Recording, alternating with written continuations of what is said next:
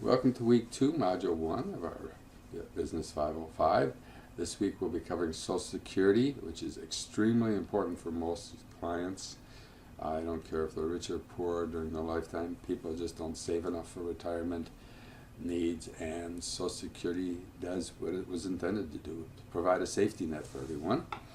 But for some people the safety net is much bigger than it is for others, and we're going to go over the rules regarding Social Security, who can title to it, etc. So let's start at the beginning as to what kind of benefits come out of Social Security. First of all, there's retirement, and that's what we usually think of for Social Security. There's people who are disabled while they're in their working life and will be out of work for at least a year or more, or maybe going to eventually die from the disability.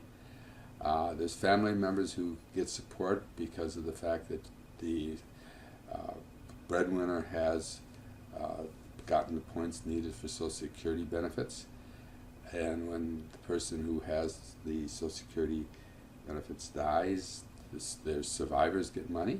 That can even include the parents of the deceased. Medicare, and finally supplemental security income, which is designed for the very poor. The supplemental security income comes out of the Treasury funds as opposed to the first 5, which comes out of your FICA payments of $765 for you and $15.3 for you and your employer. What is needed to receive retirement benefits? Well, we have to have 40 quarters of credits to be fully insured, and that's called the full retirement age. So it's kind of surprising, but there can be people in their 20s who have already guaranteed their full retirement age because they have collected the 40 quarters. Our full retirement age today is 67 years old if you've been born in 1960 or later, and we reduce the benefits if you want to get the payments at 62. So you could get retirement benefits starting at 62 at a very reduced rate.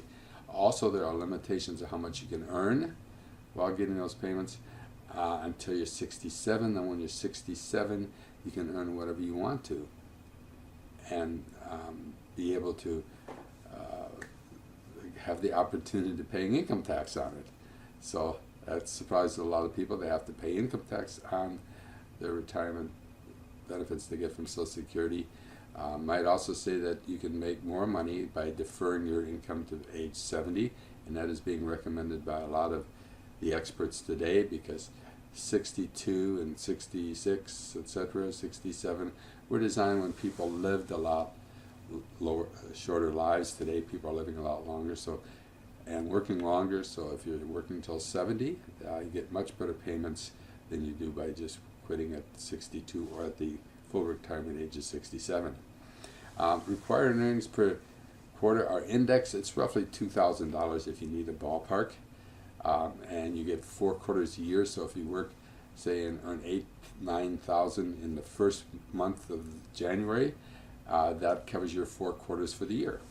So it's, again, although they call it quarters, it's amount of money that you earn really per year that becomes important. What is needed to get disability benefits? And this is the one that most people are unaware of. It actually is payable at any age, and there's some rules. If you're 31 or older, you have to have 20 quarters of coverage, again the same kind of coverage we talked about for retirement. And if you're under 31, you must have a total quarters of coverage equal to 1/2 the calendar quarters that have elapsed since the worker reached age 21. So at 25, that would be 4 years. That would be 16 quarters, or 8. You'd need 8. Again, once you reach 31, then you have to have at least 20 quarters. There must be sufficient credits in the Social Security system, which means that you've been making payments in. Severe physical or mental impairment that is expected to prevent them from performing substantial work of at least 1 year, or death. Basically, one of the things I found is a lot of my clients think that the disability that they get through work payments are the same as the Social Security requirements are much tighter as far as getting disability requirements. Basically, again, you're out of work for at least a year, and death is possible out of the accident or injury, and that'll get you the disability from the government. The payments are not very large, quite honestly, per month, as you'll see in your textbook, they are indexed, but they're again to provide a safety valve for those people who are injured and have sufficient quarters in. Who is eligible for family benefits? The following is a list of people who can benefit. For if you're either eligible for retirement or disability benefits, if your spouse is 62 or older, spouses under 62 but caring for a child under 16, unmarried children under 18, and yes, there are people who are over 67 who have unmarried children under 16, under 18 rather. We have unmarried children under 19 and full-time students, and that 1 year covers you, or 1 more year if you are going to school full-time, and unmarried children at any age who are disabled before they become age 22. In other words, they become disabled while you're responsible for their health care. That continues forever for those children. Medicare, this provides hospital medical prescription insurance for those who have attained the age of 65 or have received disability benefits for at least 2 years. 65 is not the same as for Social Security. It's a different plan entirely. And right now we don't see any changes under Obamacare, but we may see some changes to this in the future. SSI, as I mentioned earlier, was for people really in bad financial shape, for those disabled at a full retirement age who also have a low income, few assets. So you have to be disabled, full retirement age. Another one you're allowed to be is if you're blind, you can get it, but just being poor alone doesn't get you SSI. It's got to be blind, disabled, or at full retirement age.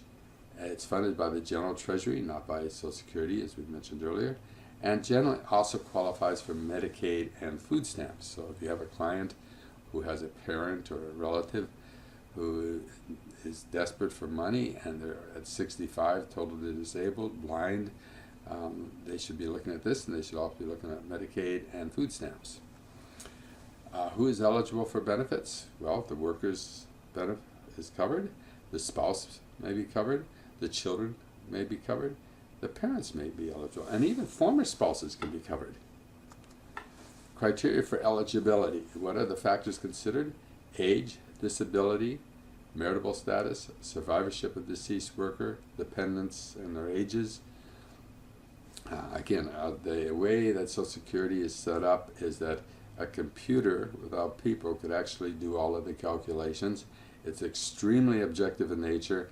I think the only subjective thing in the whole system is what is a disability, and again that's determined by doctors and the government, but other than disability it is extremely objective, and again probably the Social Security be run by a computer and somebody watching the buttons. That's all it takes.